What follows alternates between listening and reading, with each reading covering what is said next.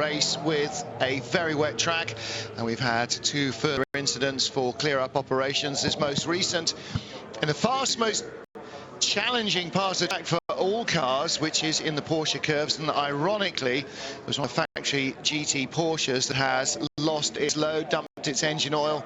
91 car is at the side of the track smoking heavily, and judging by the mess in the Porsche curves, isn't be going any further.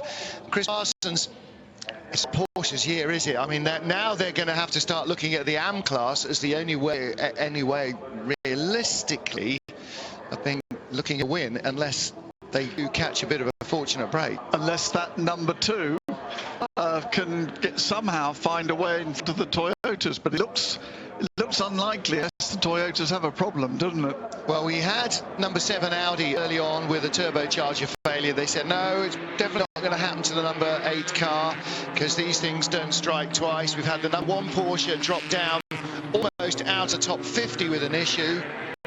These cars are identical, they're built in pairs. Yes.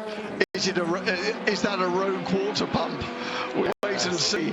And also, we know that they've had problems with their batteries. Yep. All right, they've gone back to the last year's specification, but last year they were very reliable. So we see it's all to go for. But as you say, Porsche not having a good year right now. If there's only 2 of you and one of you fallen off. Engine off. It's over. Just place the car in a safe place. It's over. Sorry. And you see the small fire there in the engine bay, hot oil spewing out of the line onto hot exhaust. And you heard the engineer just saying, bin it, forget it, it's blown. It's blown fairly comprehensively well, a little flash fire there as well, but not before it had laid oil all the way through the Porsche curves. And Jeremy, sure, there's no option there but to safety car that. That is so dangerous. You hit that at 160 miles an hour in a prototype, you're hitting everything else in the county. Yeah, and I think the race officials there did a really good job to get the safety car as soon as they possibly could. And I mean, certainly the safety car was out before we had any indication, we had any sort of a picture at all to suggest anything was wrong out there in the Porsche curves. And yeah, if there's one place you don't want oil on any racetrack anywhere, particularly not here, going into the Porsche curves at night. The only thing that could be worse would be if it was raining as well. Yes. Just to add insult to injury. So that looks like a Ferrari team that can do a full service there. They've got a lot of equipment out on the track, on the pit road. The only slight problem with stopping now is that you give up track position and you'll drop into a separate safety car queue. There are 3 safety cars going around. One exits the pit exit, one comes on at the first chicane on the Mulsanne straight, the other one comes on at Arnage, and they split the field up and they try and go at an even pace so you don't lose or gain too much. It's a brief safety car. You really can lose out if you get stuck 2 or 3 safety car queues further back than your rivals. However, this ain't going to be a brief safety car. This could well be out for 20 minutes to get stuff down to clear up that oil, because that Porsche was pumping oil out all the way through the Porsche curves. Looking down here at one of a number of cars that are in for work. They're replacing the number. Well, there's panel. also work going on underneath the floor. These number panels are really vital to allow race control to keep an eye on what's going on. In the pits is our class leader in the LMP2 class. No lights on the side of it illuminated. So in fact, it came in as class leader, but as it's got to line, it's dropped down out of the top 3. Maybe What has? No, so it's still lights illuminated on the side. Should have one light on the side. Hasn't got any lights up on the side. It'll be resuming behind the next safety car, and that will probably put it into, I believe, second place behind René Rast in car number 26, because we'll have to wait there at the end of the pit lane until the next safety car comes past, and then once all the other cars have gone by behind that, then these cars will be released. Jeremy, you and I know that the safety car rules in sports car racing are so complicated, especially at Le Mans, which is such a long circuit, and we have 3 safety cars. to try and equalise things out. No, it doesn't equalise anything. It just means, I don't know, I'm still not 100% sure why they do it. It's a pet peeve of mine, certainly, particularly now where we have the Code 60 system in place, and I don't see why the cars can't go around and catch up to the back of the field and just have one safety car, because then somebody gains a lap. Don't gain a lap. Yeah, they do. If the safety car comes out just after you've shot by the pit exit and picks up the car who's right behind you by even a couple of seconds, and you're allowed to charge on and join the back of the safety car queue, you pick up pretty much a lap. Tires are getting freezing cold. It's going to be very hard to start. If it lasts quite long, I think we should stop and fit the tires and restart if it lasts 6 laps. Yes, it's due behind you. It's due behind you. We are racing them. Yes, we are racing them.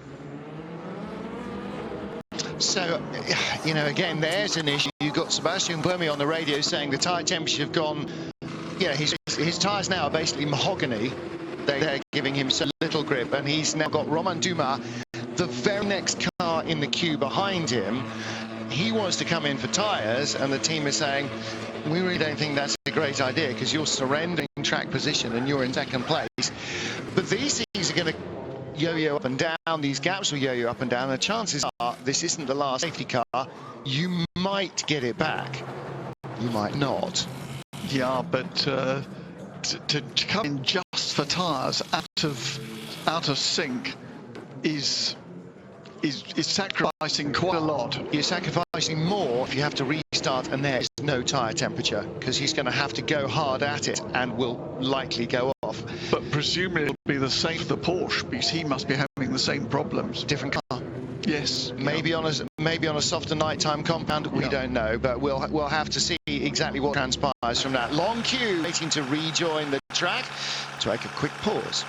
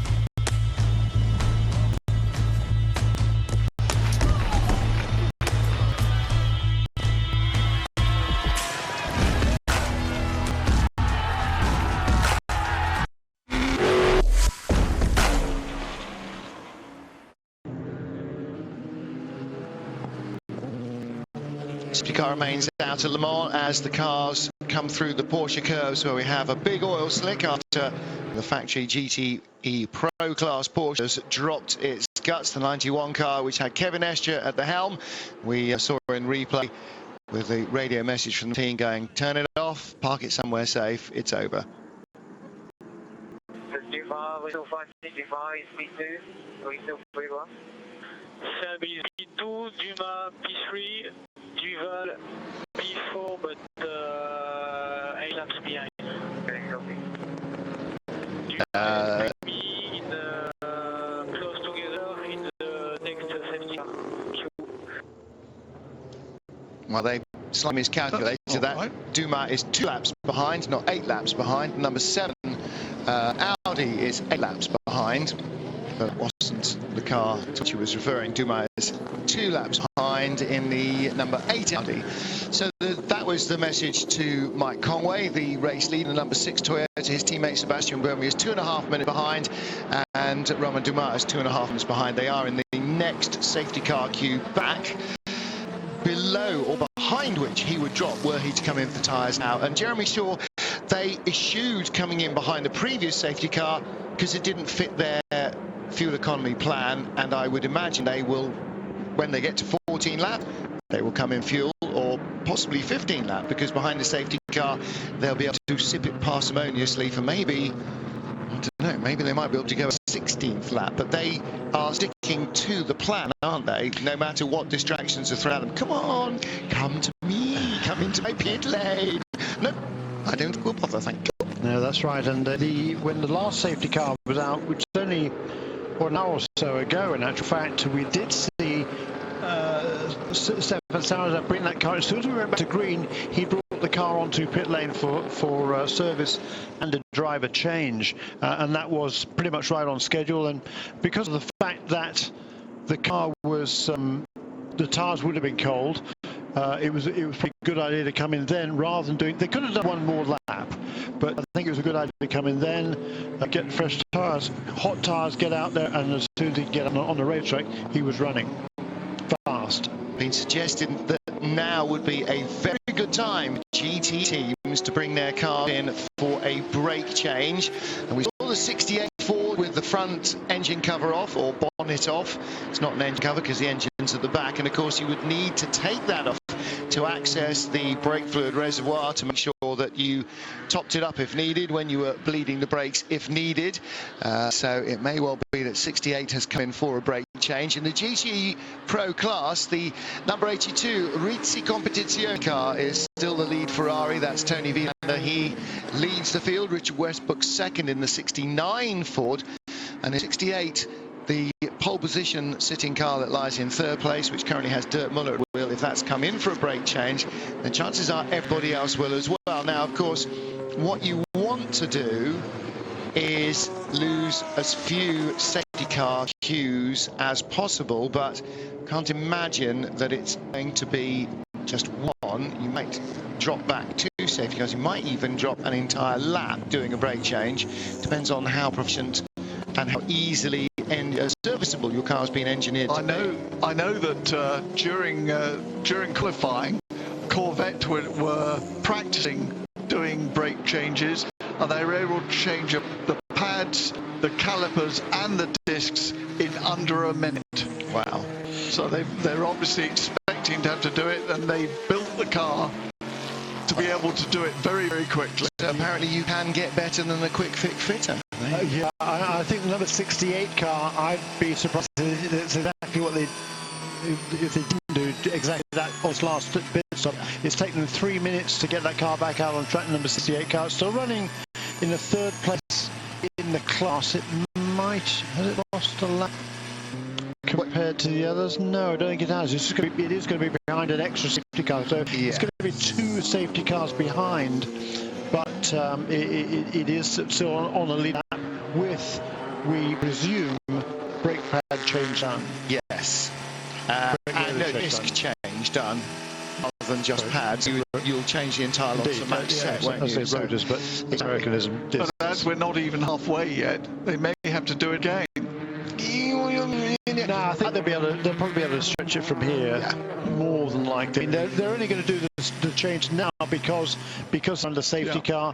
They're good to go for probably 2/3 distance probably before they start. Yeah, hopefully 13 hours and 45 minutes. Well, of course, the other thing now is we are in the coolest part of the night now for the next 4, 5, 6 hours, and so that means that there will be more cooling effect on the brakes, so they will stand a slightly better chance of surviving than perhaps they might do during the heat of the day, as that comes later on. But yeah, if they're changing them now, they're obviously fairly much convinced that they will go all the way through. in safety car queue with the number 2 Porsche. That is the car that lies in 3rd place. And just in front, you can see the number 5 Toyota. Second place car, Sebastian Buemi. And the Porsche is 2 cars behind in the safety car queue. There is one LMP2 car in between. That is one of the 2 BR01 LMP2 cars, the SMP racing cars. So whether it's 27 or 37, a little hard to tell at that distance. Teams will be able to tell you, because you can see that the sort of assortment of different light patterns on the front of the cars. A lot of the cars will have an extra light. You'll see some GT cars with lights down the windows, around the edge, or in the case of the Fords, straight down the centre windshield. And various other cars have illuminated headlights or whatever. We are thinking about the FIFA. We're not in the wind to pit yet. We're not in the winter to pit yet. We don't know how safety car will last on the track. We're looking for options. Yeah, I stressed it before, to get ready the safety car is low. At some point maybe we have to refuel and put new tires, because it's going to be hard to restart them properly.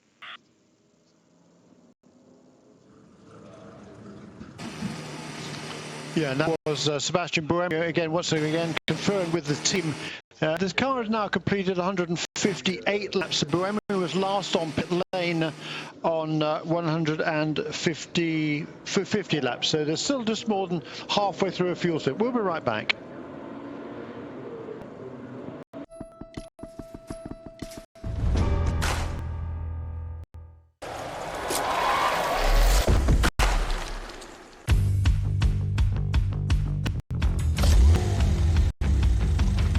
Звучит как спорткар. Дарит чувство спорткара. Маневренный, как спорткар. И герб на нем свидетельство спорткара. Porsche Macan. Для тех, кто верит, что каждый автомобиль Porsche – это спорткар.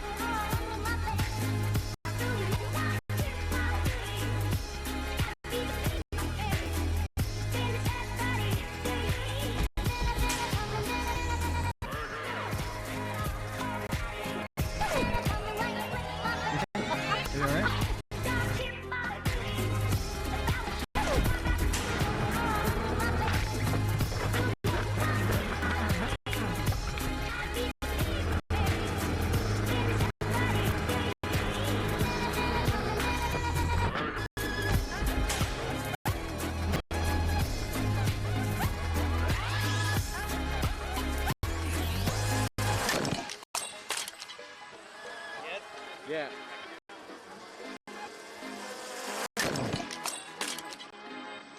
My fault.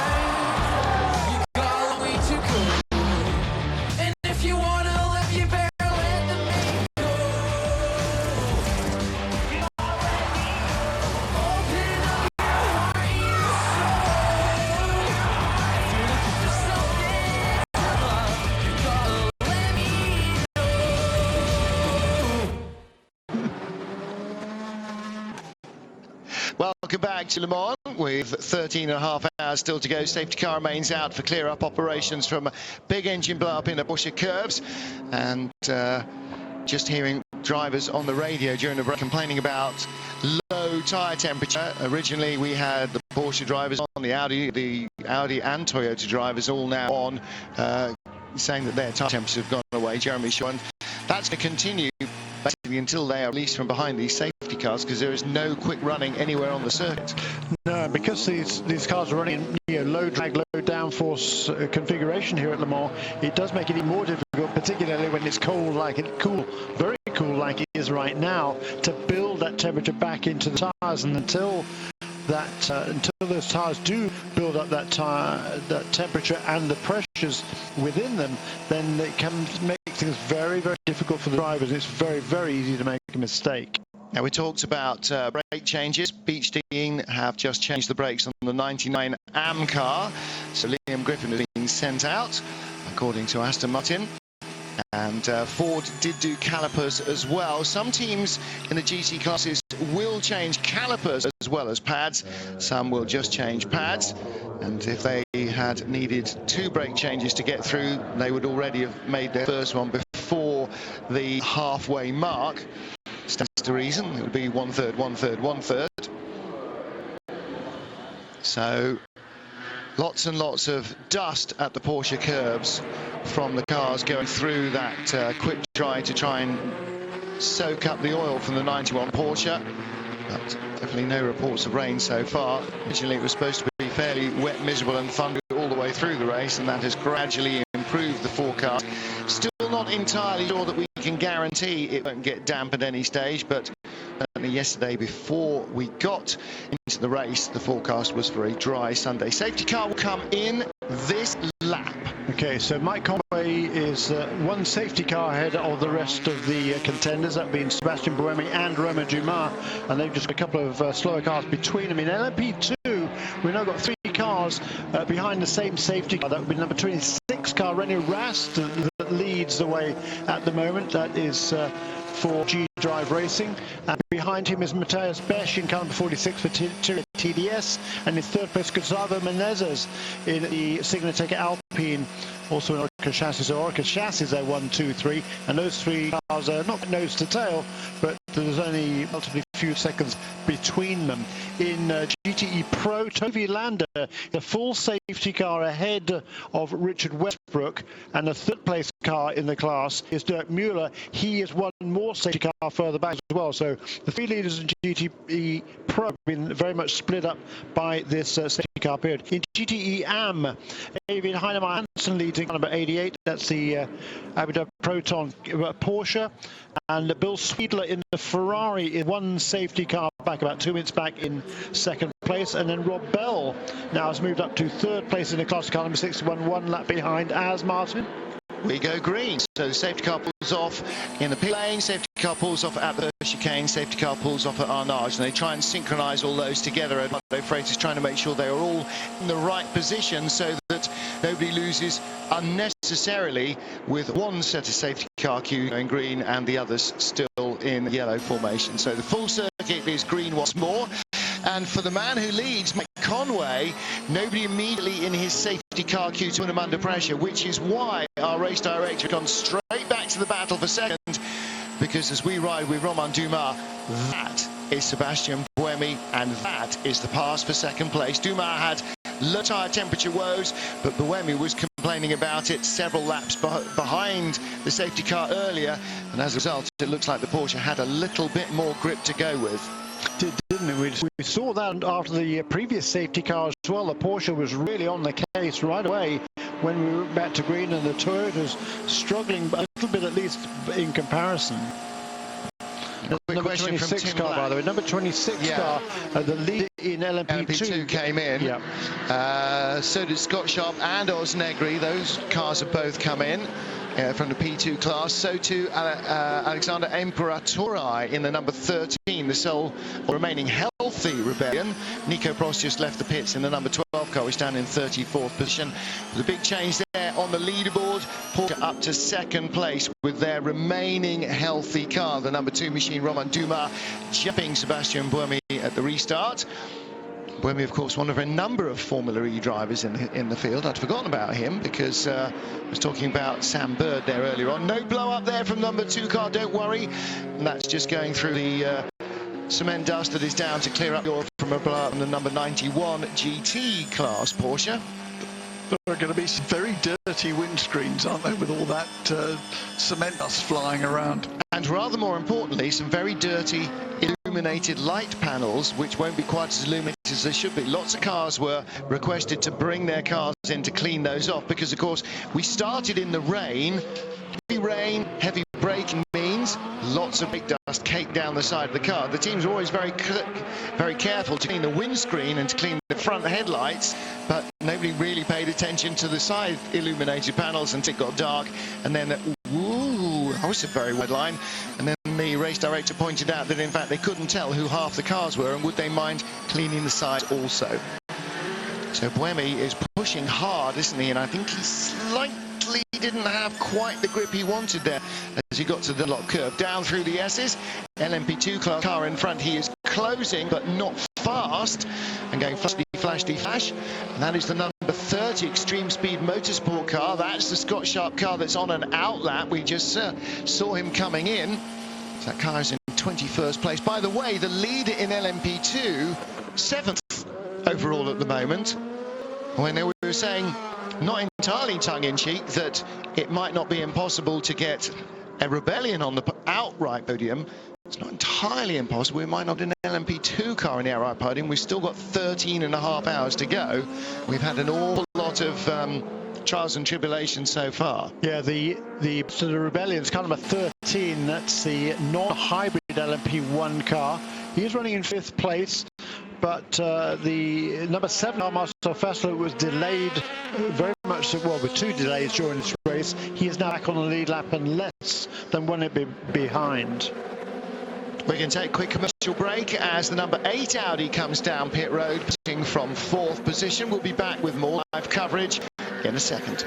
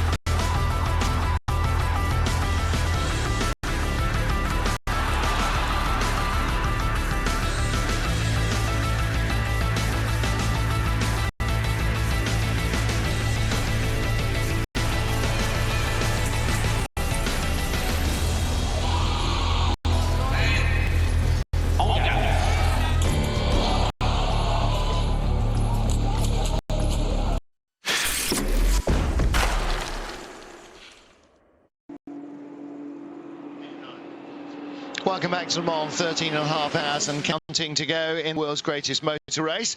And it's being suggested that the marker of doom needs to be wielded for a second time over the number 47 KCMG car. Well, luckily we don't have any Tipex of redemption here, so we couldn't unmarker of doom it, and it appears to be in retired for a second time. But we're not going for that.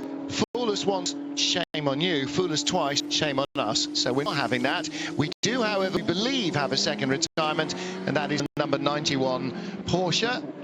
And so the marker of doom is going to be wielded over the Porsche of Patrick Pilet, Kevin Estre and Nick Tandy. Last year's race winner is out, and Jeremy Shaw is also pointing to the 89 car, Cooper McNeil, Lee Keane and Mark Miller. That retired early on with a big crash from which it isn't coming back. I don't care how lazarine the repair work has been. So 47 may or may not be out. That remains to be officially confirmed. We don't actually get bits of paper shoved through the back of the door anymore that says gives us a list of Bondon, so we're going to have to go ourselves. Thomas Smith is not going to get his engineering project written if he continues to watch the telly. Don't watch the telly, just listen. That works well, doesn't it? Some controversy at the moment. We're trying to work out whether the rumour of a 9 o'clock rule actually exists, and that is that by the time that 9 o'clock in the morning comes, you have to have completed, I believe it's 50% of the distance covered by the leading car. So if somebody 7.5 hours from now, I wouldn't worry about that near. Yeah, but all the same, people who don't have to watch the screen, otherwise people complain that you're not watching the screen, go and have a look in the rules. Yeah, if you wouldn't mind and help us out, that'd be great, because we'd just love to have that clarified, quite frankly. And Martin's craving sweets, and he's rejected a Réglisse Mentos, which is only available in France. He can't bring himself to chew on it. That is not a sweet. Réglisse being licorice Mentos, only available in France. Absolutely delicious, even though Martin's getting sniffy about it. Can you imagine why they're only available in France? Meanwhile, everybody else is asleep. In LMP2, we've got two different new leaders, actually. First of all, we had Matthias Besch back in the P2. That was after René Rast made a pit stop in car number 26. Well, Matthias Besch had just brought that number 46 TDS Thierry Oreca Nissan onto the pit lane. So that's Gustavo Menezes, the young Californian, into the lead in the Signatec Alpine car number 36. And here he is on your screen, Here 21 years old, Angoleño, Gustavo Menezes, and he was in third place before the two cars in front of him stopped. And you can see that's not LED, is it? That's OLED, the screen in the centre there, and it sort of vibrates a little bit in the camera. I think it probably doesn't vibrate to the driver's eye view. Jake Dennis up to fourth place. The two Jota Sport cars are going very strongly indeed. Jake Dennis up to fourth, and the other one has now slipped down the order a fraction. Johnny Kane is in sixth. The BR01 of Kirill Ladigin is up to fifth position now, and Ho Pin-Tung is sixth in the second of the Alpine. Yeah, both of the BR01 cars, the Russian-built cars, really running well. As you say, there, Kirill Ladigin in the fifth position, and Nicola Nastian just 3 places further back, and just another couple of laps further back in the order as well. Yeah, and Nick Minasian should be able to try and close a little bit on the car front. Ho Pin-Tung 3 minutes behind Johnny Kane in a battle for sixth position, I think I said it was. But the lead battle is very close. René Rast, who was the lead before his pit stop, 33 seconds behind Gustavo Menezes, and another 16 behind him, Matthias Besch. So that's the de facto battle for the lead, because when Menezes pits, as he must, then he will drop back down to third position. Speaking of which, of course, after we jumped away from the safety car, we still had Mike Conway in the lead. He now leads by a minute from Romain Dumas, who was third in the safety car, and jumped ahead of Sebastian Buemi, who is now just 7 seconds behind him. The Porsche seemed to bring its tyres in much more quickly, either on the last lap behind the safety car or immediately after the safety car, and got in front of the Toyota. But Jeremy, how much of an overlap now is there in pit calls between the Toyotas and the Porsches? Well, the Porsches are still only doing 13 laps on a stint. The Toyota is still doing 14, so that's just extending the kind of gap between those two. But the next car car we're expecting onto pit lane will be the number 5 car, and that will be probably in 3, possibly 4 laps. And we heard Sebastian Buemi basically pleading with his team to allow him to come onto pit lane during that safety car period, because he knew the tyres were cold. He knew he was going to have difficult.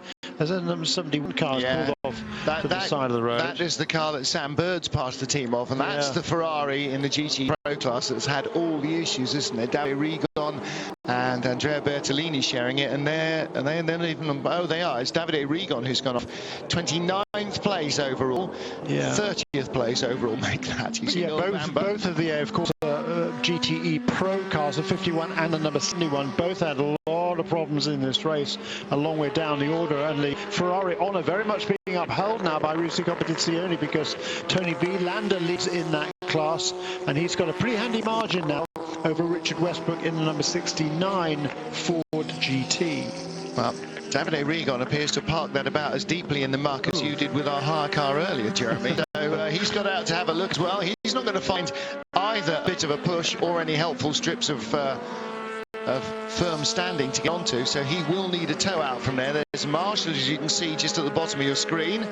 Those are all the marshals from wherever they've come, France, England, across Europe, Germany. Lots of German marshals come here as well, America, Australia, New Zealand, keeping the drivers and everybody else safe. But that will need a tow, and I'm not quite sure why I haven't got a slow zone yet, because that is going to need a snatch vehicle to get in there, and we will then have a slow zone down the S's. Some pretty quick times being thrown in just before that incident. Dennis, the Gibson 38 car in LMP2 just posted a 340, 274.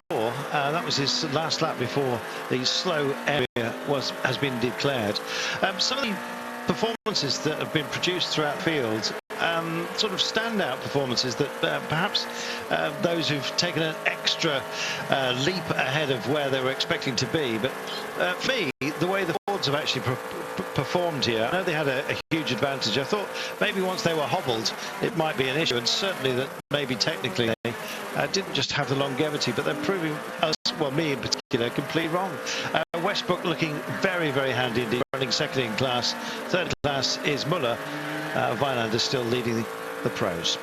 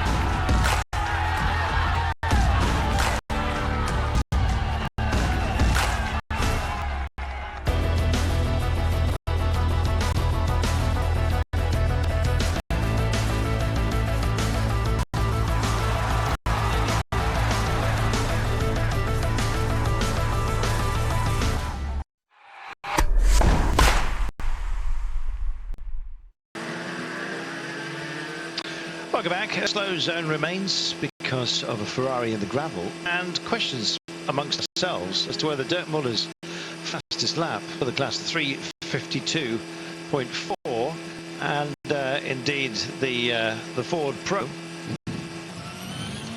Now, welcome back as a family. We've been asking ourselves some questions, notably whether Dirk Muller's time will actually stand and whether he's going to find himself on the naughty step. 3:52.4 he set just before we went to the break. We were saying how impressed we were with the way the Fords are running. Clearly at the cutting edge of their own little development curve and still running very well. But too clean sanction, you think, maybe in the offing here, Mark? Yes, he's not only set the fastest race lap for his car, he did it by setting the fastest first sector time, and I'd be amazed if he managed to get away before yellow flags came out for Davide Rigon parking his Ferrari in the gravel. If he did, then he's a lucky boy. If he didn't, then he's going to end up with a penalty of some kind. Now we have not only the Ferrari but also a Chatter taking it out of the gravel, as that's why everybody's going through here at 80 kilometres an hour. That's the slow zone. Just saw David Hannemeyer Hansen coming out of the pit lane in the number 88 Porsche, Jerome, make a note, which is still in the lead of the GTE AM class, not least because Bill Sweedler stopped behind him. Also the 82 car, Sweedler, Townsend Bell and Jeff Segal performing a driver change, so that is the number 62 car, second in the AM class. Third in the AM class is Rob Bell, no relation to Townsend Bell, but related to Matt Bell, brother of, and he lies in third place in the number 61 Ferrari, which is the Singapore entry. Jeremy presses the button. Yes, but not the Matt Bell who races in the sports car series in the US. In the US, no, the Matt Bell that races in the sports car series in the UK. Yes. So they are two different Matt Bells. Yeah, yes. they're both Geordies, and none of the other Bells are related to them. Some other Bells are. Oh dear. Because the California Matt Bell it really makes things complicated. I think we need to reverse out of this blind alley. But I think it'll be yeah, it is Townsend Bell who takes over the wheel of that car after a pretty good stint there by Bill Sweedley. He's kept that car in second place, and Dana Heinemeyer Hansen is already out on the racetrack after making his stop as well. It's Taco Bell as well, of course. Keeping it food. Jules Radio says, does the licorice Mentos work with Coke bottle in the same way as the mint ones? No idea, but we'll probably find out tomorrow. We won't, because we haven't got any Coke either. Oh, do you know, it's a shopping fail. But luckily, we're in France, so the supermarkets will open at about 9 o'clock on Monday morning. We'll be able to eat again. I went for a forlorn walk looking for snap, as they say in York, and got absolutely nothing. Yeah. Everything had closed, nothing hot available, and £5 English pounds for a ham sandwich. Yeah, well, it's better than nothing in a nose bag free zone like the hospitality units. There is nothing in hostility. I'm trying to make it 24 hours without any sleep, says Kieran Page. Well, you and the rest of us. Thomas Smith wants to know how many marshals does it take to run Le Mans? Without being facetious, a hell of a lot. I don't have any idea what the total number is, but bearing in mind, I mean, look at the marshals post there. There are 4 of them there, and there'll probably be 3 shifts. A lot. I thought that was like a light bulb joke, and we're waiting for the punchline. No. I mean, a huge number of marshals. Well, thank heaven they're here, because we couldn't run it without them, and it's the same for motorsport generally. A great deal of volunteers. Everyone thinks about high income and huge monies, prize money, etc. But no, it's the marshals, it's the workaday people that keep this sport where it needs to be. Number 5 Toyota in from third place on its own, Jeremy Shaw. Does that mean that Mike Conway has managed to squeeze out another lap? Has he rung that juice, or is the Toyota in after 13? It has been, since number 5 car was in, it's been 15 laps because we had that safety car period. Okay, so Conway is the leader. He's going to go laps. at least 16. Because he's already gone by. Yeah, no, he'll do 2 more laps. There were 2 laps apart on the they last. were staggered. Yeah. Okay. So Mike Conway remains the leader of the race. Sebastian Buemi comes back out in third place. Slow zone here to protect the marshals, the workers, and also the drivers, of course, because there is a very large square, very very solid foreign object in the gravel trap, into which Davide Rigon's Ferrari has proved it's very easy to stray. So coming down into the S's, until that rescue work is completed, the slow zone will remain. It will remain until 1:47 and 15 seconds. That's not the time at the top of the screen. It's not 1 in the afternoon and 12 minutes. That's time remaining. It's currently 1:47 and 10, 12, 13, 14, green. There you go. Some of the runoff zones here are really quite extensive. They've actually been installed for the motorcyclists, which also grace this track. You can see the pickup in pace once they actually get unleashed from the slow zone, which still is there. Next slow zone removed at zone 2, but 3, 4, 5 are still in place. Yeah, safety first, particularly for the motorcyclists, it seems. They give them more space within which to finish their role, essentially. And of course, the opening part of the circuit from the beginning of the pit lane all the way down to almost all the way down to Tertre Rouge is part of the Bugatti circuit, which is the permanent racetrack here, on which our cars are parked in a runoff area. Thanks to Jeremy.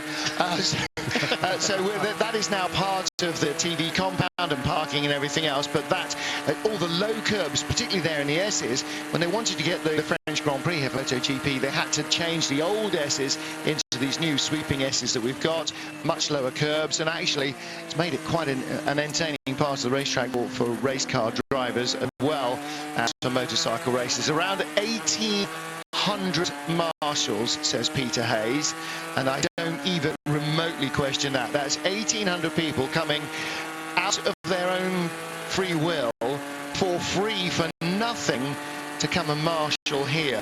Able-bodied and also not so able-bodied marshals. So hello to Steve Tarrant, who is down in the pit lane, having worked for many years out on the circuit. He's now a pit lane marshal. He's got promoted, and he's down there along with a whole bunch of guys and girls from all over the world. And marshals, like fans, come from all over the world to be here.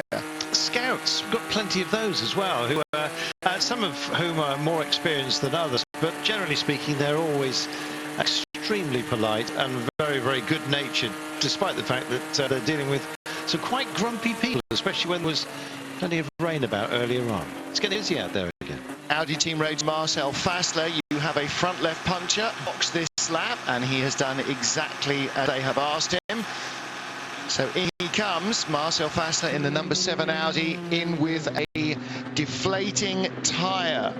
So this is the car that had the turbo change, then went out after having other work done and immediately went off and ripped the floor off. He's picked up a slow puncture, and they will change the tyre once they have fueled, cleaned, filled the oil, taken off a tear-off strip, yada, yada, yada, full service.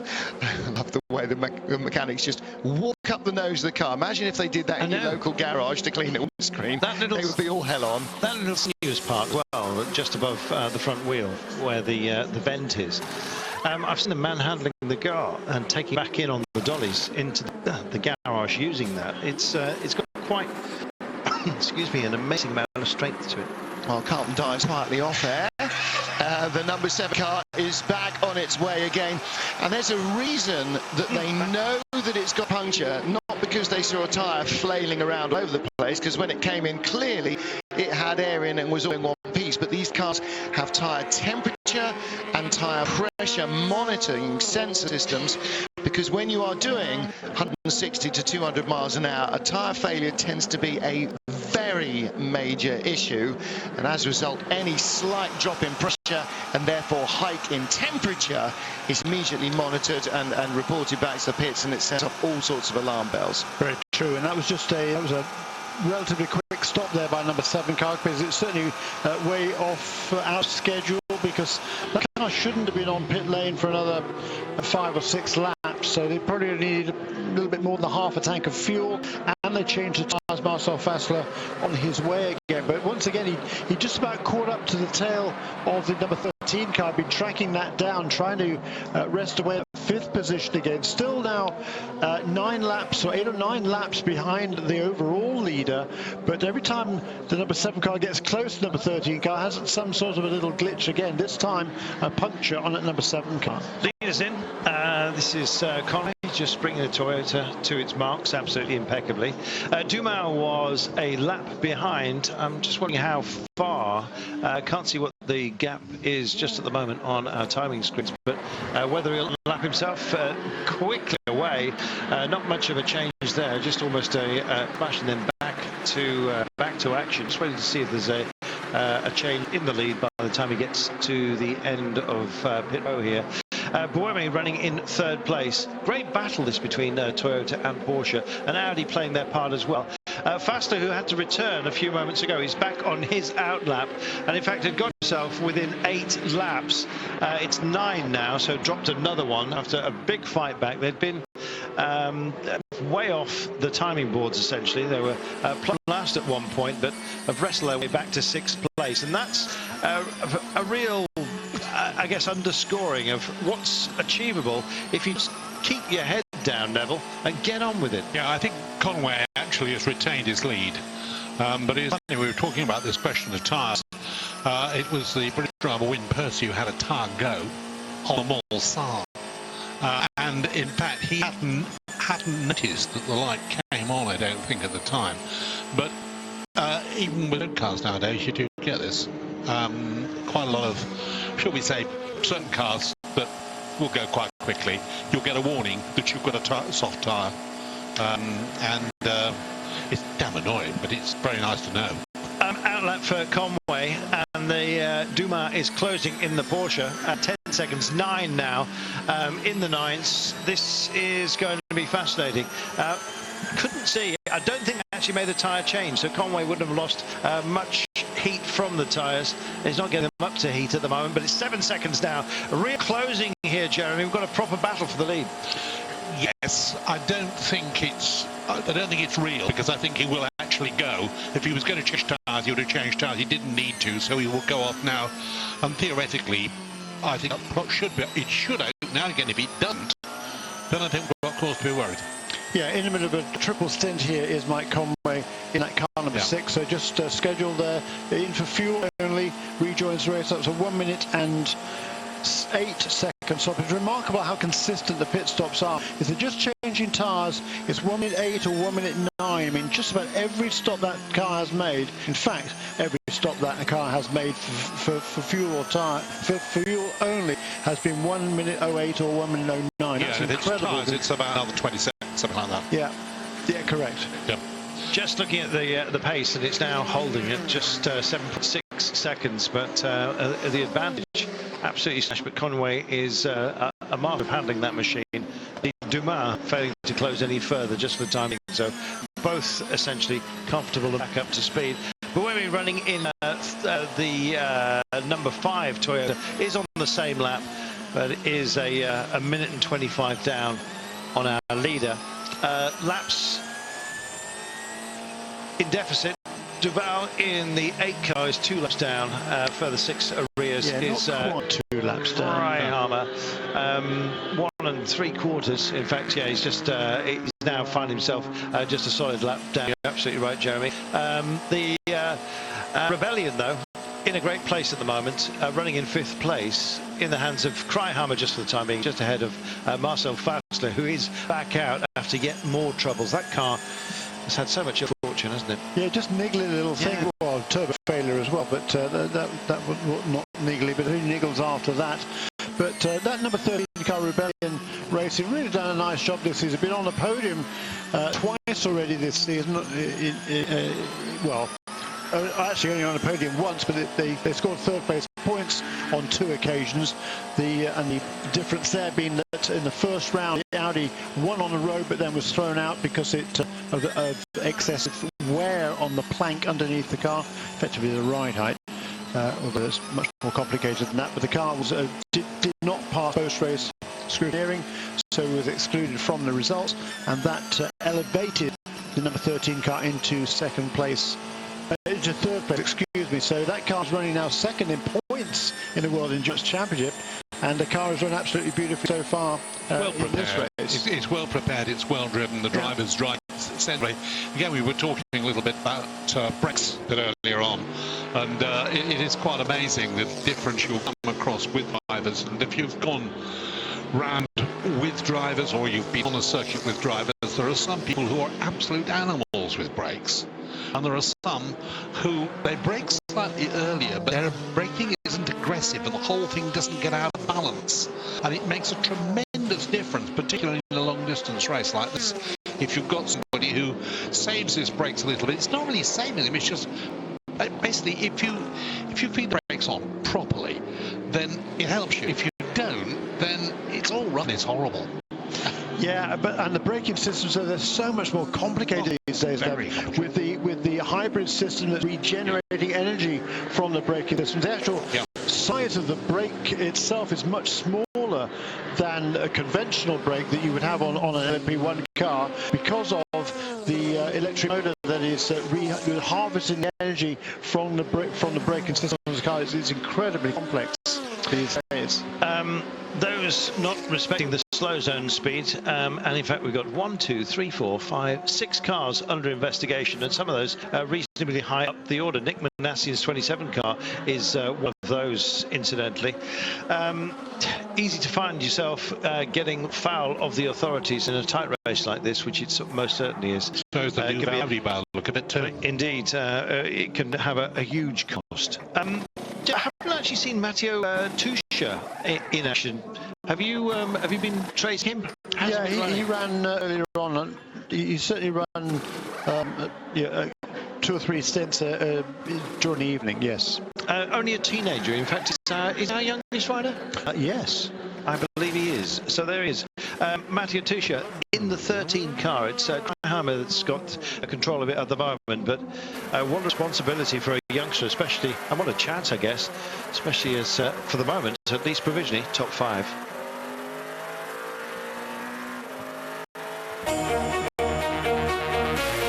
Завтра в прямом эфире на Евроспорт 2. Route du Sud. 5-й этап. Ноттингем, Англия. За неделю до Уимблдона устройтесь поудобнее и наслаждайтесь красивой игрой. С понедельника в прямом эфире на Евроспорт 1. ATP Ноттингем.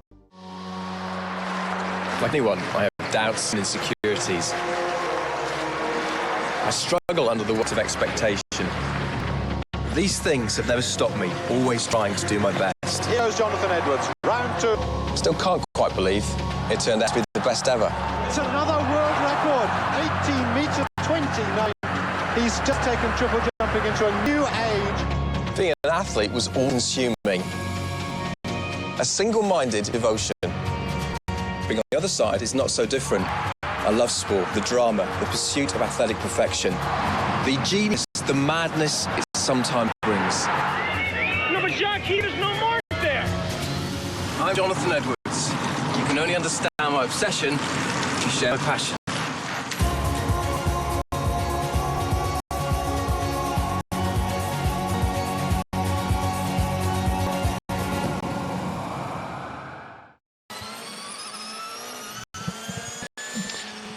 Welcome back, and excuse me, we also welcome back Chris Parsons. Chris, a lot of questions being asked of the Ford and the special dispensation it was given to actually take part in this Le Mans. It was essentially at the behest of all the other teams, had to give their permission, which of course they were glad to do. Yeah, but some of them are regretting that now, because they didn't think the Fords would be quite this dominant. Well, they're not dominant because Tony Verlander's out front at the moment, but they certainly have come on very quickly, as we said earlier. Jeremy and I saw them at Daytona in January, and the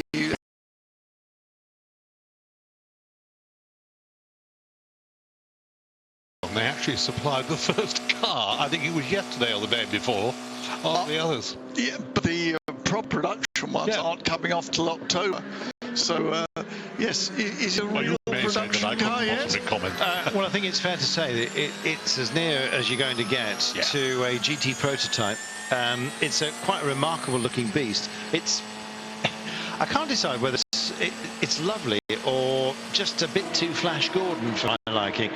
It's certainly got that very large rear extension the diffuser at the back end, which has now been permitted, and they seem to be getting longer and longer to the detriment of the look of the car, I believe. But anyway, here's your overall classification. The Toyota hybrids are 1 and 3 at the moment. The Porsche number 2 car is being second. They've had their issues, however, with the one car, as I'm sure you have seen, as proving that ill fortune is not just reserved for those further down the order. This is the LMP2 class, Rast and the Orica. It's Orica 1 and 2 for the time being, running 157 laps, so 12 laps down on at the overall leader, but nonetheless a great battle raging here, and some very, very close calls. In fact, at the top of the timing sheet, we're seeing Conway and Dumas, and they're separated now by just 4.2 seconds. I'm not sure what the fuel load is for Dumas or when he's due in, but Jeremy, I'm sure, will be telling us fairly soon. He is due to make his call. But for the time being, Conway is staying in front of Dumas, but it is nice and tight. LMP2, Rast and Mesh separated, both Oricas, the 26 and the 46, by a margin of 21 seconds. But on the outlap is Manelis in the 36 Alpine, and his interval is only 6.2 seconds down on that second place car. Vilander leads the pro class for the time being, with Richard Westbrook in attendance. It's Ferrari ahead of Ford. They were the two makes that had their performance hobbled. They were deemed to have been given too much of an advantage, and it needed to be pared back. Not very much, though. Yeah, well, it depends by degree, but still way out ahead. Yeah. The Aston is, which is the next GT car up, is some way behind. But anyway, Jeremy says that the Dumas car is due in any minute, so it's running line. Yeah, which probably explains why he was closing. Yeah, he's going to fall another minute. He's still lapping quite quickly, but there's no question about it that of the two cars at the moment, the Conway car is keeping the gap static. Dirk Muller has just posted the fastest lap, and in fact he went to the third sector, and this is 1 minute to go penalty for the 22 car, by the way, for speeding in the slow zone. Frankly, that's just a wee bit silly, but he's going to have to pay a price for that. Way down the order, however, it's Maris in the 22 Ligier, ranked 47th at the moment, so no great shakes out front. Penalties will be issued. Oh, we're in an absolute storm at the moment. Rennie Rast has just fastest through two sectors, sectors 1 and indeed 2, and he's on an absolute flyer in the 26 car, boy.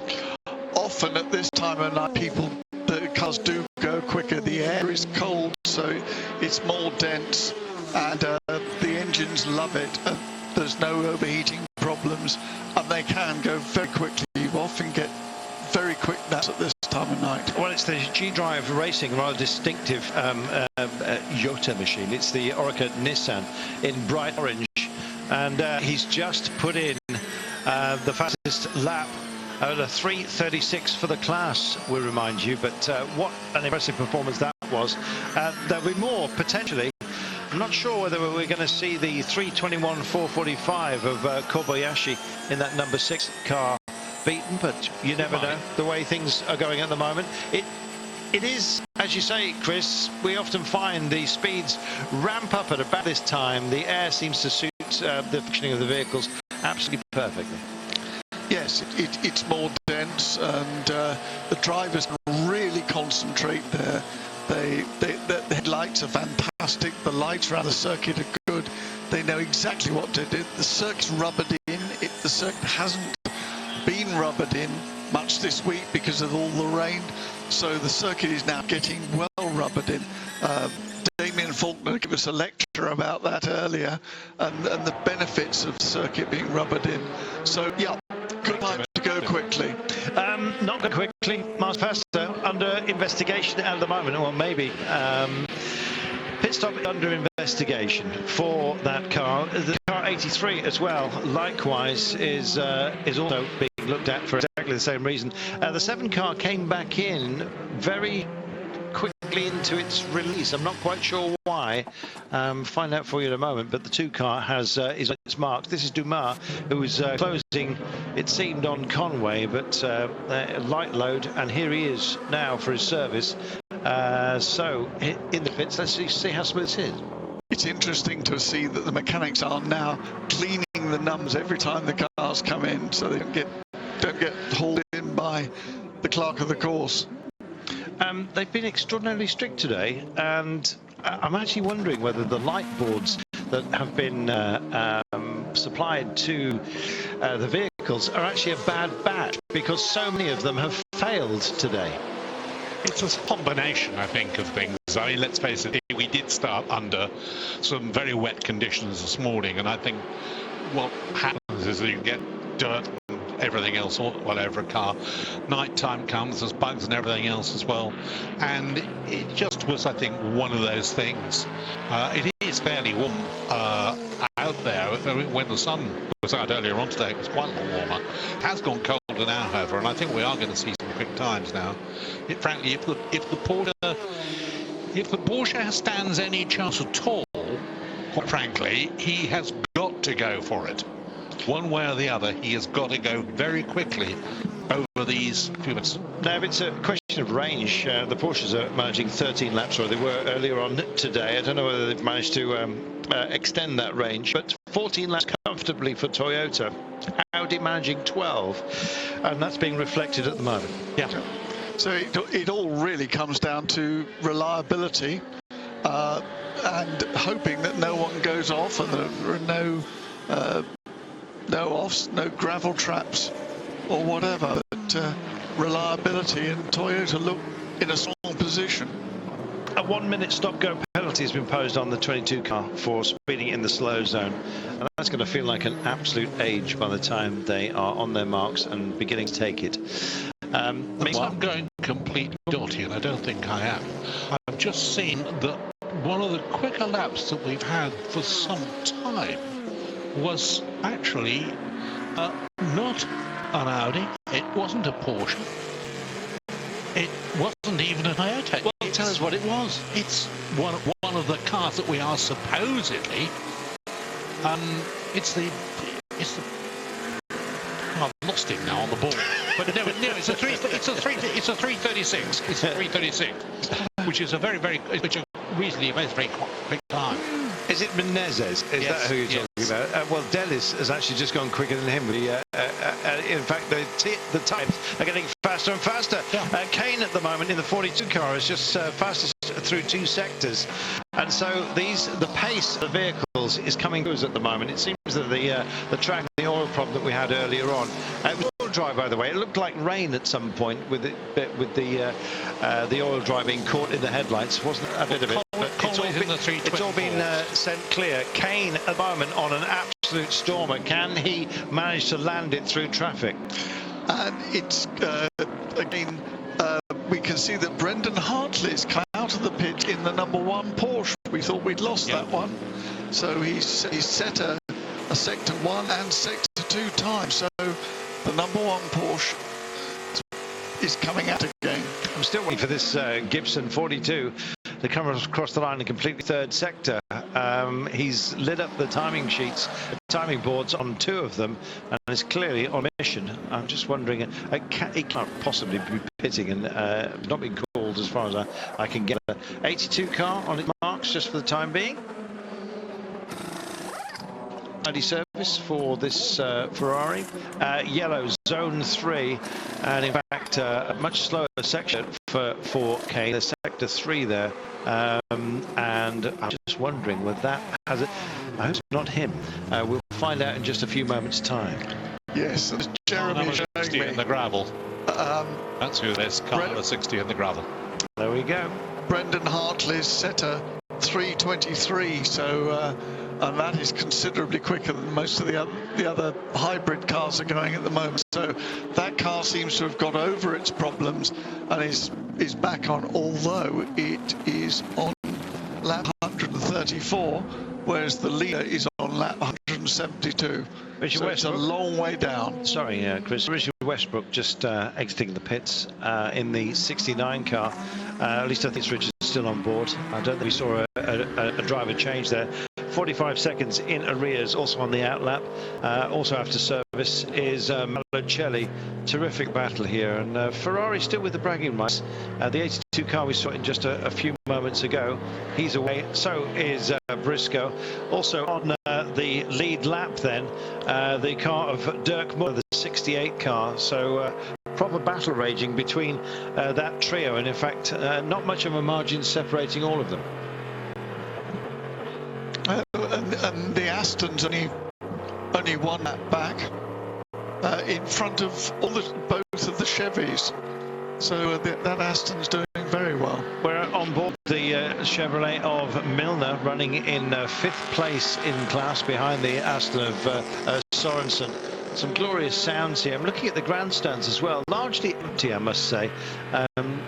Grabbing some shut-eye. I'm always amazed at the ability of fans here to actually get themselves to sleep, especially when there's this kind of cacophony going on. But you used to spend a lot of your time here in a camper van in the infield of the Bugatti circuit, and you slept like a baby, I understand. I worked through the night then, but I could actually go to sleep while racing was on, sort of during the day, and I never had any problem with that.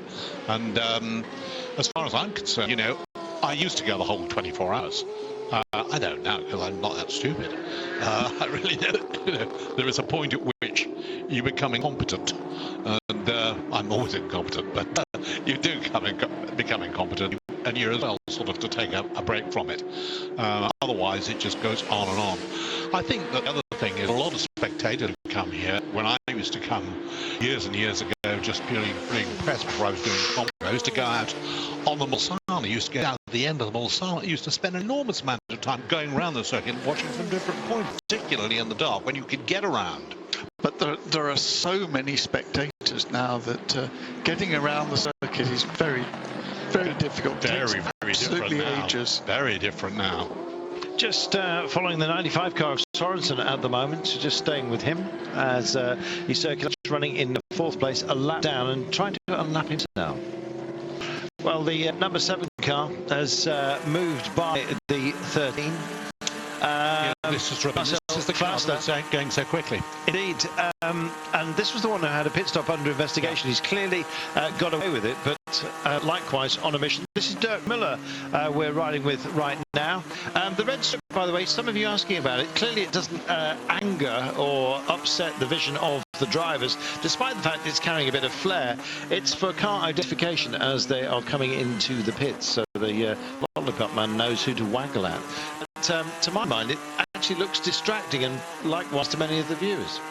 I'm just keeping an eye on these times again, and we've got a lot of people in the 325s now. We've got Conway in the 324s on a regular basis, and the Rebellion has said it's 326. That is a quick car.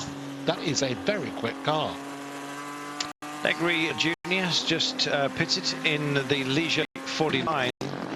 And the Rebellion, I think, is just about to come in for a pit stop, the 13 car. But what a fight back by Audi. All credit to them. The 8 car and the 7 running in 4th and 5th place at the moment, albeit with a big deficit of, 8 laps down is Marcel Fassler's 7 car.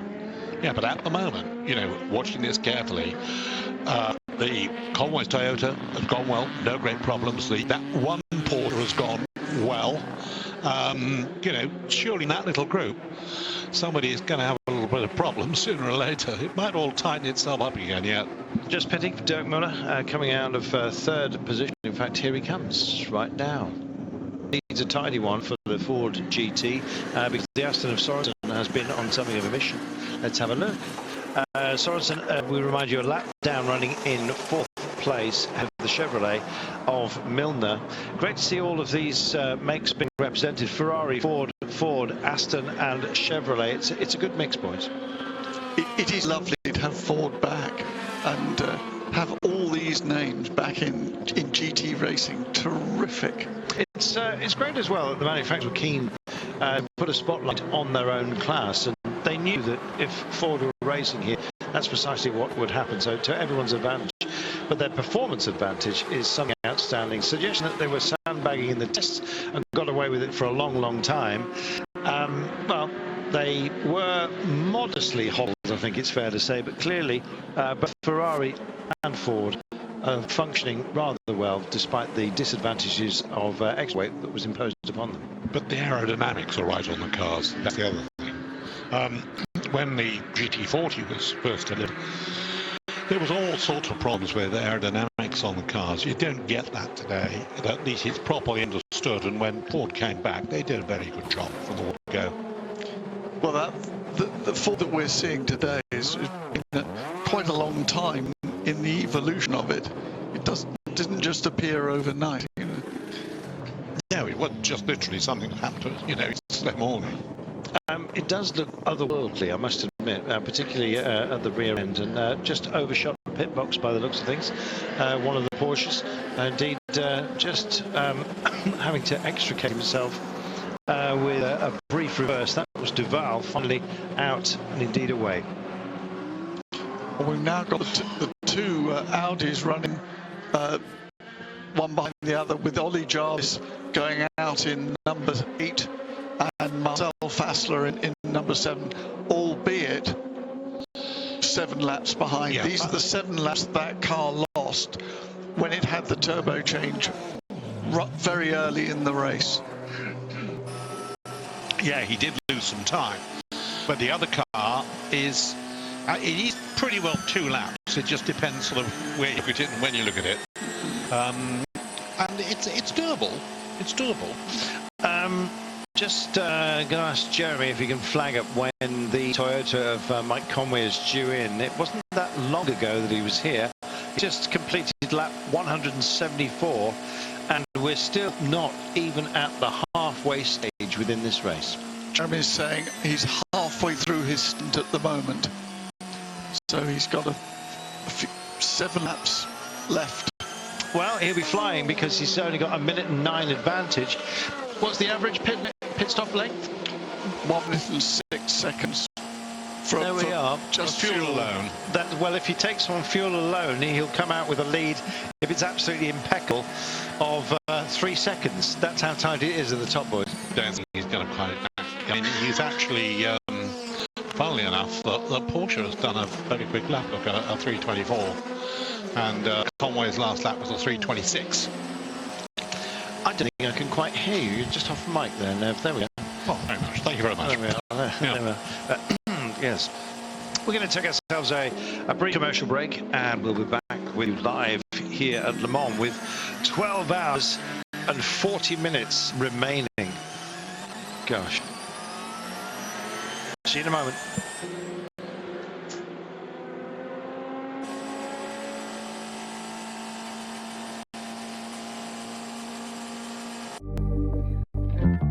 Ноттингем, Англия. За неделю до Уимблдона устройтесь поудобнее и наслаждайтесь красивой игрой. С понедельника в прямом эфире на Евроспорт 1 ATP Ноттингем. Я дорога. Настоящая легенда. Место для обыденного и выдающегося. Я ветер, солнце, дождь. Я декорация к Одиссее, к красоте и страданиях. Я северный ад. Я беспощадная Гвадонга. Я гигант Прованса. Я получу свое. Я видела сломавшихся под тяжестью испытаний и тех, кто был рад просто выжить, а также закаленных в борьбе лидеров, поверженных новичками. И этот сезон не исключение.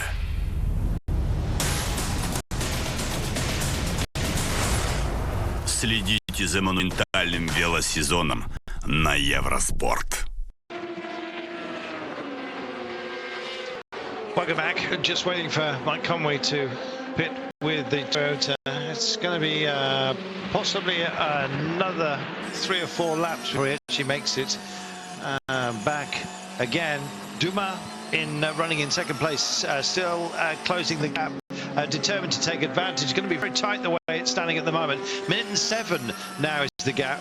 Dumas chasing on. Conway does need to pit. It'll be his 13th stop, incidentally. 13 already taken by the Porsche of Dumas. So the Toyota range clearly displaying itself. Looking further down the order, Audis, look at their pits, striking out those for problems for the 7 car. They've had 14 stops so far, with Oliver Jarvis on 14, 17 for the 7 car of Faster. Kramer in, I beg your pardon, that is, yeah, that's true. I'm just looking along the line. The Cryhammer here of Rebellion just dropping down in 6th place after that retrieval by Audi, which has been absolutely outstanding. Just shows it's a never give up attitude that's required here in 24 hours. Very much so. Looking at Conway, he's been a little bit slow. I think traffic probably has not been on his side. You don't have a clear run through traffic, but just as you'd like you have every lap, and probably that's one he's suffered a little bit because he's dropped a little bit on that. Well, we're on board with Ma at the moment with that Porsche, and in fact he's got a lot of clear run, but he's clearly on a mission.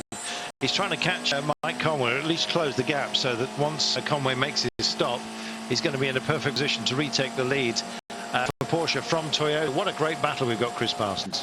It's seesawing backwards and forwards with the pit stops, but we know that the Toyota can go further on a tank full than the Porsche can, and Toyota have also got 2 cars. We've got one in first place and 3rd, so they seem to have the upper hand at the moment. Fascinating under braking to see how the distance closes down. Here again, and he's by through, gone. That's it, goodbye. But remember, 2 years ago, Toyota looked at this point in the race, they had it completely wrapped up, but about 5 o'clock in the morning, just as it was getting light, the car stopped. It can all happen just like that. Indeed. The other thing, of course, is that when you get here, I don't think we're going to have, as sometimes is the case, where you get a little bit of mist first thing in the morning. I don't think it's going to happen this year. Well, I'd be very surprised if we don't get some mist, because there's so much ground moisture. Well, yeah. It depends on the temperature, ambient temperature, as to whether we do it. That, of course, is the one thing. When you're absolutely, it's pitch dark, and you're coming out into the light again, that's when you really want to have your Conway at the wheel. So he's basically, his eyes are in, the whole thing is as it should be, as it gets lighter. That's when it can be. The 2 things, when you get dusk, it's difficult then. When it gets light, it's difficult then. And that's where the boys really can show their class. The 99 Martin, we just caught a glimpse of it. Beautiful livery, to my mind, the blue and white. It's actually a very, very pale blue, incidentally, rather than just a white. But functioning at 144 laps, the lead car on 176. Minute 9, Dumas' narrowing of the gap has just extended ever so slightly, and it looks like Conway, when he does come in, at least if he's holding this kind of pace, will actually re-exit. We're now tracing our leader. Lights flaring here. You can't, not overly defined. It's luckily we've got HD television these days, because you can actually pick out an awful lot more than you used to be able to. Yeah. In standard definition, where it was just a ball of light, would have been very entertaining. Conway's just put in a 324. Yeah. So and Dumas 326. So Conway's quite capable of fighting back. It swings and roundabouts, isn't it? Yeah, it really is. 38 cars battling once again, and really posting in some spectacular times. This is that G-Drive racing machine in bright orange. Not that you can see that at this time of night, as we just go through some of the gaps that are on the timing boards, but graphically represented, so you can see what the cars should look like if it wasn't so dark. But yeah, again, Dennis has just set a quickest first sector time. This time it's a 34.362. So if he doesn't get tangled up, and it looks like it's just going to be overtaken right now, I believe it's one of the Fords, I beg your pardon, as it was revealed out of the shadows. 12 hours and 34 minutes still remaining, and the pace that these guys are travelling at, still absolutely outstanding. Last lap was a 3:24 incidentally for Conway, and a 3:26 for Dumas, so just losing out second over the 13 and more kilometres that make up this great track. Look at the time, 13. Again, right on the pace. Everybody's sort of saying, oh, well, they can't really stay with the Porsches. They can't stay with the Audis. They can't stay with the Toyotas. It's making a very, very good job of it. It is, yeah. The Rebellions, they've got a board, as we mentioned it earlier, that they draw a line through of the hybrid cars in front of them. Unfortunately for them, they're out of the top 5 now because Faster has managed to steer the number 7 hybrid out into 5th place. So Kreihammer is at the moment doing his level best to keep up, but it's almost a class of his own for the time being, the privateers. Not quite sure whether that's going to be equalised, but for the time being not having a retrieval system. And remarkably, they are the fastest cars out here through the speed guns because of the variation in the pace of the hybrid cars, drifting from 1,000 horsepower down 500. We saw perfectly as well on some of the kinks that we were experiencing around the track here. We mentioned it earlier on today, but it's very difficult for the LMP2 cars to actually judge the approach speed of the hybrid, because all of a sudden they can only have they lose the hybrid drive, the extra boost, and they're essentially running at about the same pace as the P2 cars. So if they don't get by, they kind of run alongside, and it causes a great deal of worry for just about everybody. And next year that's going to be even more so, because the LMP2 cars are going from 500 horsepower to 600 horsepower, so they're going to be that much quicker. G drives in. This is the 38 car. He really was on the attack, and that's because he was about to pit, set a fastest sector in 1, and is now here and being serviced. Running in 4th place, Dennis incidentally, so trying to make up the gap, which stands at 2 minutes and 52, but still running, just having a quick look now, he's 2 laps down on the class leader as we stand, 1 lap down, plus some time. Here we are then, 92 car.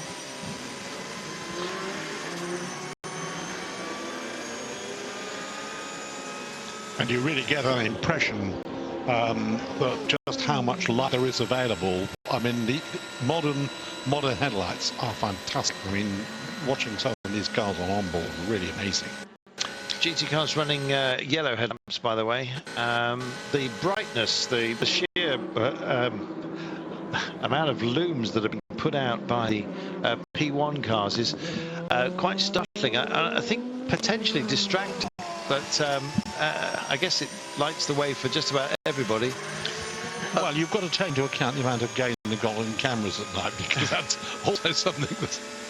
Another car that we've just seen coming back into the race is the CLM, with Simon Trumer at the wheel.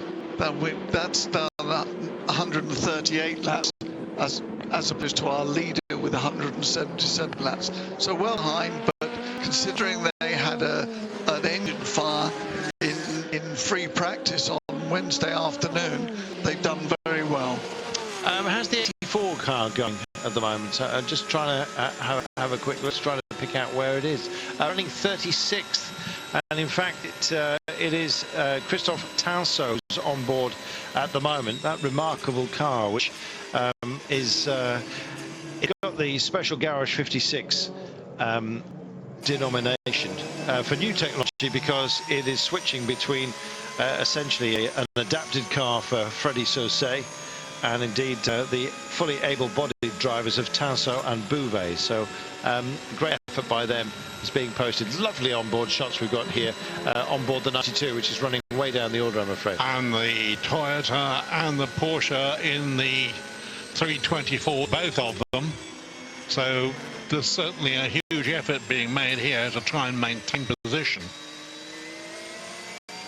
I'm just looking carefully to see where Buemi is. He's still on pace, but he's got a little way to go before, you know, you'll have 3 on the same lap. But it's a possibility. But a remarkable performance by the Audis have brought themselves back up. They're not yet within real striking distance, but they've gone extremely well. And it's Toyota, Porsche, Toyota. Then 2 Audis now running together. The 92 car, by the way, in the hands of Jörg Bergmeister, who is an extraordinarily handy driver. They've had a full season in IMSA, mixed results in both the United States and the World Endurance Championship, and indeed mixed results here as well. But in that regard, they are not alone. The Ferrari of Malucelli is the leading brand in the GT class, and for the time being, at least breaking the hearts of Ford, but it's a tight battle nonetheless. Ford 2 and 3 at the moment, with Sorensen in the 24. Aston Martin running in 24th place overall, but 4th in class. Jeremy and I are keeping our eye on Sebastian Buemi. He did a very slow last lap at 33, but we wondered if there was a problem, but then suddenly bounced straight back with a 24, so presumably traffic or something.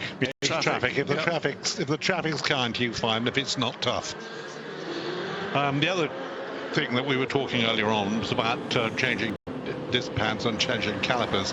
One of the reasons why they changed calipers, it's as easy to change the calipers complete with discs as to change the... Well, the units are all made up. Exactly. They just that's why. But Sebastian Buemi, struggling. 92 Porsche is falling back from Romain Dumas in the Porsche. I'm actually wondering whether he's had a fuel here. Just trying to, or has he got a flat tyre? The way it's crabbing. I think he's got a problem with his front tyre on the, I was going to say, offside front tyre, because it is for us. Well, we're going to fuel him and then we'll see whether he comes in. Let's have a look. Do you know what? Engine that goes are not what you want. Just having a look to see where it is on track. And in fact, there we are. Car's using all of the tarmac, and some of it clearly with some degree of moisture there. Not quite sure what fluid is, but we've seen a couple of Porsches go, I'm afraid. Yeah, well, they're going to push it in the garage. Yes, I think that's going into the garage. Well, fueled and ready to go after that. No surprise there, but they've had their problems, haven't they? But they obviously, having refueled it, they obviously expect it to come back out again. So maybe it wasn't the engine, it was something else that was letting smoke out. Yeah, we're starting to fuel up even if there are some problems. But clearly, it looks like they're checking for. They're checking front suspension. Yeah, just to see if all the tyres are where they need to be for the time being.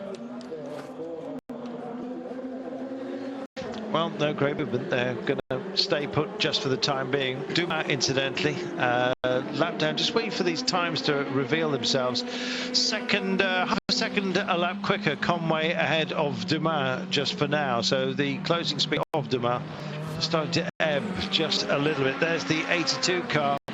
Class leader Malucelli on board the Ferrari. We'll pick him up right now. The gap from Malucelli to Briscoe, we'll get it as the timing screens refresh after that crossing of the line, but Malucelli in a happy place at the moment.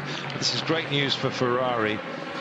Just like Ford. But we've got Conway in the 324s, we've got Buemi in the 324s, Jarvis and Faster all in the 324s now. Yeah, yes, Neville. But then look right down the bottom in 50th place. Yes. And Brendan Hartley is doing 22s. Yeah. In Porsche #1. So there's nothing wrong with that car now. Not now, no. It's got a mountain to climb, however, and just even more than Audi had at the beginning of this race, but with still more than half the race to be completed. In fact, in 25 minutes time, just a little bit less than that, we'll only be at the halfway mark of this great race. Yeah, he's got a fair bit of time to make up, but he get himself into the probably in the teens, I'd say. Here's Faster, just coming onto his marks. Had door problems earlier on, incidentally. Here we are. And also with the 5 car, also in Buemi.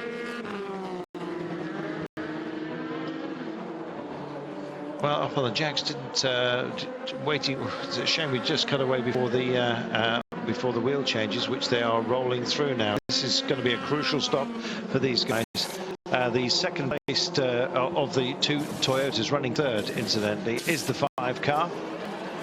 That was a nice tidy stop. Well, Jamie's run a clock on them for us during these stops, and we'll be doing throughout this evening. He'll give us a time in a few moments' time, but a minute 52 down overall. He's away. Dumas and Conway about to come in. I imagine he's only on 12 stops for the time being with his Toyota. 14 for Remy, and in fact it's the hands of Anthony Davidson. Anthony, almost ultimate competitor. I was talking about the potential for split strategies with only 2 cars, mentioning it earlier on this evening, but Anthony said, look, we're just going to go for it, as simple as that, and it's an aggressive strategy which is clearly paying off. Presumably he's going to take that car now through into the light. That would be anticipating this. You know, we said, you know, it can be very, very worrying if you're actually starting to come into half light and get yourself into all sorts of trouble doing that. I don't know what time sunrise. Anybody know? It's usually about 5 o'clock. Yeah, about 5. Well, we'll find out in a short while. That's that'll be a good long stint for Anthony. Big flashes here from the number 1 Porsche. This is way down the order, running in 50th place at the moment, having completed or on its 141st lap. So 39 down on Conway's Toyota that leads this race, and that shows you what ill fortune can garner in terms of a disadvantage. Spirited fight back there. We're going to take ourselves a commercial break. We'll be back with more live here at Le Mans after this.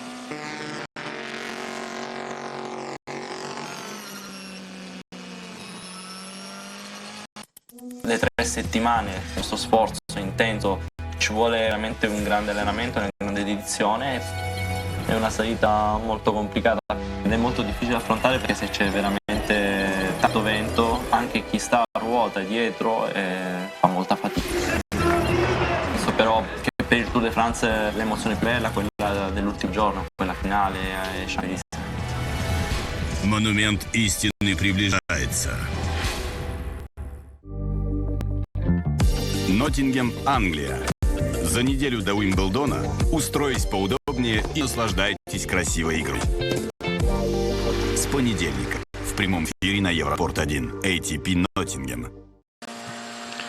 We're back again at Le Mans at a time when we are still saying it's not yet quite halfway, but what we can see now is, as we suspected, with the temperature as it is, with the cars, if you like, spread a little bit now, we're getting some really quick laps. We've got 24s, 26s, and then of course we've got the revived, I think that is a very good way of putting it, the revived number 1, who, when we last looked, he was still in the 22s, I think it wasn't, Jeremy, wasn't he?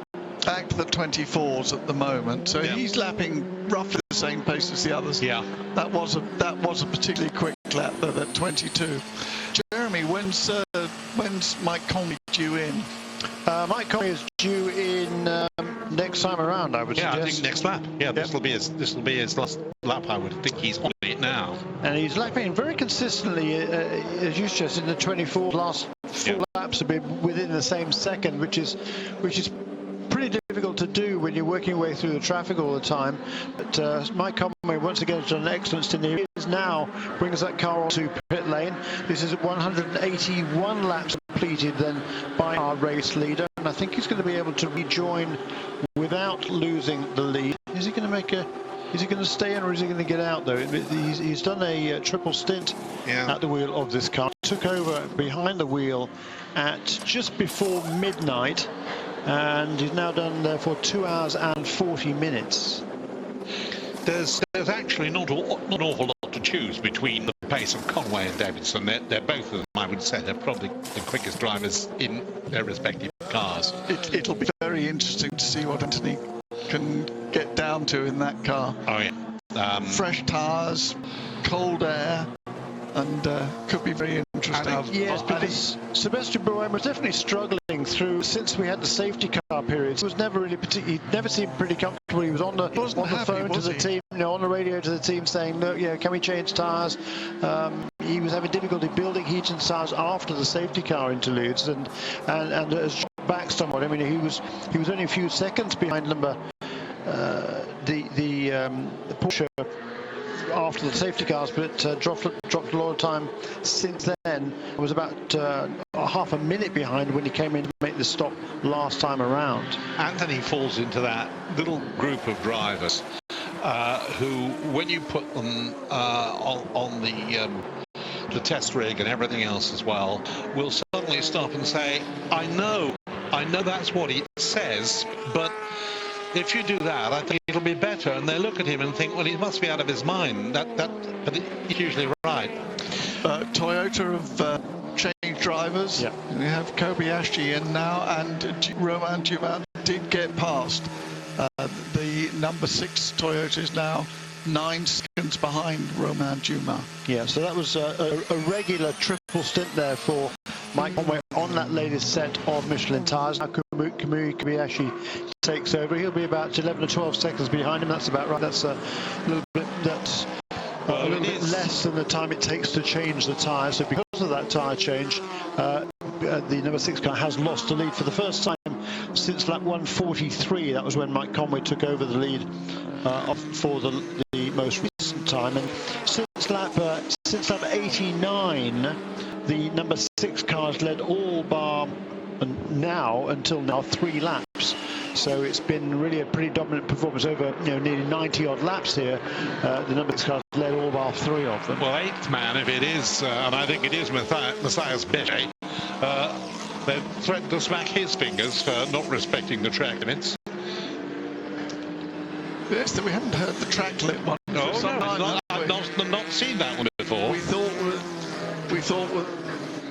we'd put that one behind us. Yeah. Yeah, we haven't seen too many of those, not respecting the track limits, but I suppose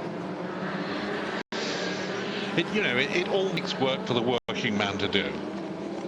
Right. Davidson's getting up to speed, 3:27. Romain Dumas in the Porsche, 3:29. Davidson 3:27. Yeah, see, he's full fuel and everything else as well. Yeah. So he's going to get rid of a bit of weight, and then it'll start working its way back into the 224s again. Yeah, another lap or two. The tyres would have been heated. They have ovens here to heat up the tyres before they put them on the car. So they lose quite a bit of temperature actually by the time they're taken out of the ovens and put on the car and then driven slowly up the pit lane. But it shouldn't take too long to get those tyres back to where they need to be to turn some quick laps. But as you say, he'll want to know the first couple of laps that he's out there. He'll want to know is there any vestige of oil if I get offline there? Is there any vestige, all that sort of silly thing that people tend to forget when they come out. Well, yeah, but he's got total confidence in his car and in his ability, and also he'll have been informed by Sebastian Buemi if there's anything out on the track that he needs to know about. Yeah, watch this, watch that. Absolutely. Yeah.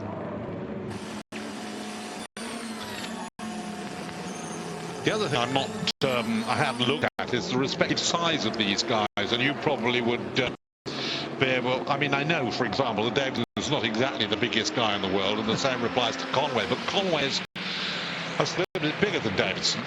And normally speaking, what you try to do if you've got 3 drivers in a car is to see if you can more or less keep them roughly the same size, because it doesn't, of course, trouble if you've got one big guy and 2 little ones. Yeah, absolutely, and they are thankfully on both of those 2 cars, so it does make life a lot easier from that perspective. So Kamui Kobayashi is now in second place. That was weird. Just had a little bit of a glitch there. 3:25.1 for Dumas. Yeah. We haven't got a time yet for Kobayashi, have we? Really a proper time for him. And a 27 for Davidson. And a 27 also for Oliver Jarvis. So it's still the same tune, isn't it? Different Looking at the sector times, Kamui Kobayashi is equaling Romain Dumas with a 32.97 exactly for the first sector. And with that pit stop for the race leader last time around, that has put the number 8 car, Oliver Jarvis, now back to just 1 lap down. He had been lapped a second time when he came into the pits last time. That was on lap 172, but he's now back just 1 lap down with that stop by the leaders. But then again, number 8 car is going to be, he's going to be on pit lane in probably 3 more laps, so that will put him back to 2 laps off the pace. And that will be roughly the half distance lap. I mean, don't forget, folks, we've 12 hours and 13 minutes. So it's not yet quite halfway, and we've had some excitement, we've had some changes. Now, that was, I saw very briefly there a shot of Chris Hoy. Has he got over his problems that he had earlier on while I was off there? I know he went off somewhere, or the car went off somewhere or other. The Chris Hoy car. Yes, I'm just trying. Yeah, Pizzatola had an off the birthday. But it's okay now? Apparently so. Good. And we're seeing that there's a drive-through penalty for the Tracy Crone car for starting the engine while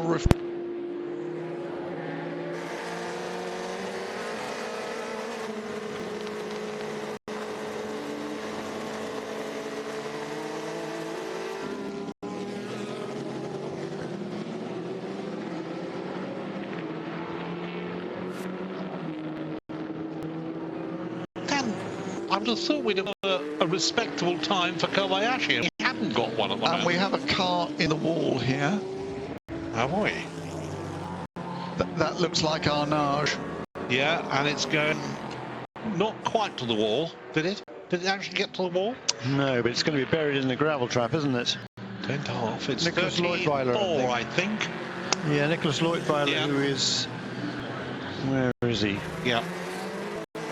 I'm pretty sure it's 34 anyway. I can only sort of see the number on it. Obviously a long way down. On the third page. 55th overall. Yeah. So, there's only one LMP2 car behind him, actually, and that's the 47 car we saw expired a considerable time ago. Yeah. And we're going to get a slow zone. That's going to cut the pace of the lap time, certainly. Will Romain Dumas come in now? Is he due? He's due in 1 couple of laps, so probably next time around. Now we've got a Kobayashi time, look. Yeah, because it was around. Yeah. That was the first flying lap. Yeah. A 3:25. But it's giving us an idea, you know, that he is on the pace. Oh yeah. They are remarkably close, and it's undoubtedly it has an awful lot to do with the fact that I think the Toyotas have got that extra little balance of the extra lap, and that could make all the difference. Yes, but remember, Neville, they both wrecked their engines at Spa, which was the last race. All right, they were bottoming, and they put it down to bottoming, but that was a 6-hour race, and they lost both engines. That was their story, and there's addition to it. I strongly suspect that the cars were developed very, very much around doing this particular race.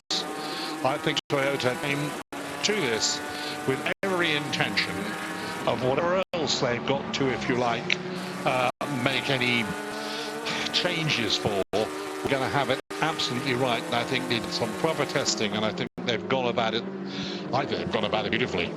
Well, they seem to. Quiet confidence seems to be there the whole time. Yeah, I was talking to Brad Kettler, who's of course worked with the Audi team for many, many years, based in North America, worked with the champion team, has worked on that on the cars leading again for many, many years. Unfortunately, he can't be here this year, Brad Kettler, because he had a road accident a couple of months ago now where he broke his sternum, which wasn't very pleasant. I saw him at Detroit a couple of weeks ago, and he was telling me there how the Audi team had definitely got the Toyota on their radar screen. He said suggested to me that the cars could be strong here, and it certainly proved to be the case. And you know, the first round at Silverstone, there was a calibration problem effectively with the GPS system, which affects all sorts of items on the car. Well, who's that off the road? That's the Audis. That's number 7, I think. Is it? Yep. That's the Marcel Fassler. And that's at the bottom of the hill after the Dunlop curve. It should be. Perhaps I'm imagining it, but it looks hot to me. Doesn't look happy. They've had all sorts of days. They have finally got themselves ahead of the number 13 car up into 5th place overall. They've had the long delay early in the race where they lost 6 laps with a where they had to change the turbo. Then later on they've had various other niggly little delays as well. But it is number 7. Yeah, we can see now it is number 7. Yes. Sitting here or sitting there, rather like Albert and his iron. That's the Audi that's had the troubles, isn't it? Yeah. It is. So where is he exactly? Hammer's got past in the rebellion. Yeah, where is he exactly? He's just at the bottom of the hill. Is it Les Chapelles? That away? No, that away. That away. Just after Dunlop curves. Yeah. Oh dear, that is, you know. So he's got a long way to go. A long way to get back. Down in the old S's, isn't he? And he's car's ground of all. You see they've got some electrical energy there because they're able to keep the headlights ablaze, but nothing else. Now, I'm presuming Dumas is in. Yes. Here we are. And he's got the Audi going again. Oh, this is lovely, isn't it? You know, you switch it all off and try again, and it's marvelous. Control Alt Delete. Yeah. Several times. It took quite a while to get that car going again, didn't it? And it's certainly not yet up to speed. No. No, well, I don't think he cared. Ah, that's different. I think he wishes he'd actually left it a little bit longer. Well, but he's there. It sounds like he might be getting it back under electric power. Well, you see, it's certainly in home mode in some way, shape or form. It's going back, isn't it? But the trouble is, it sort of, it is under electric power, but it's unfortunately it's on the line, isn't it? He's got a long way to go. Yeah. The circuit is 8 3/4 miles, and he's only about 2 miles into the lap, so he's got a good 6 miles to go. Yes, it's interesting that we've got, of course, now a lot of electricity, if you like, in there. It's going to be equally interesting if we get towards hydrogen, isn't it? When we get towards hydrogen. Yeah, because exactly. It's going to be another one, isn't it? And I think there was far away. There was a demonstration here yesterday of a hydrogen car. Was there? Yep. Who was that? BMW? Did a lap of the circuit. BMW? No, it was the green GT. Yeah. It's interesting also that there's this development that has been going on between Toyota and BMW, and one of the things that they're doing next year is going to give you a much larger range. And funnily enough, coming up over to the Mans, I followed my first 2 wholly electric cars. The American cars, the Teslas. One, I sat with him on the M25, bowling along quite nicely at 60 to 70 miles an hour, indicated, of course. And then there was another one, the car park. Beautiful looking car. Yes, well, I've been to Norway a couple of times recently, and Teslas are very popular over there. They are. Lots of them. Yeah. I was very impressed. Oh, it's going to happen. It's going to happen. There's no doubt about it. And Volkswagen have announced that they're going a lot more electric cars. Yeah, it's all changing. And now we're putting them all away for 5 minutes as well. And Audi preparing. They're preparing for the excitement, and it's still coming, but it's taking some time. It's going to mean that just trying to work out where he is. And it's difficult in the dark, isn't it? You could easily, in daylight, you sort of somehow can pick it out, but here he is crawling home. Meanwhile, I don't think he's very far away from us at the moment. No, I think that's still on the straight, Neville. Do you? I think that's still. You think he's actually still on the Mossad? Yes. Well, he is struggling then, and he's going to struggle some more.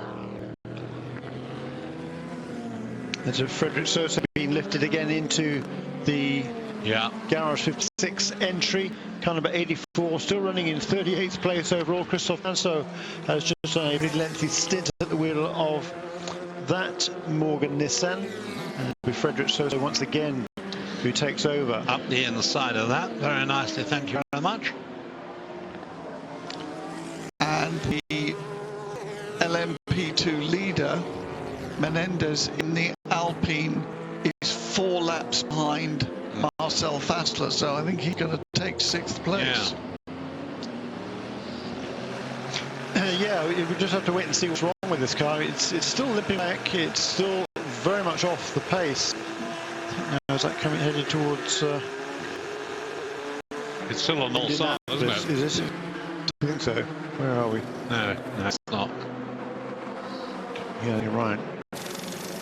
So it took the first sector there, it took over 3 minutes instead of 30 seconds. So and he still hasn't got through sector 2 that's yet. Exactly right. Yeah, well, we're going to leave you for a few moments. By the time we come back, so should he.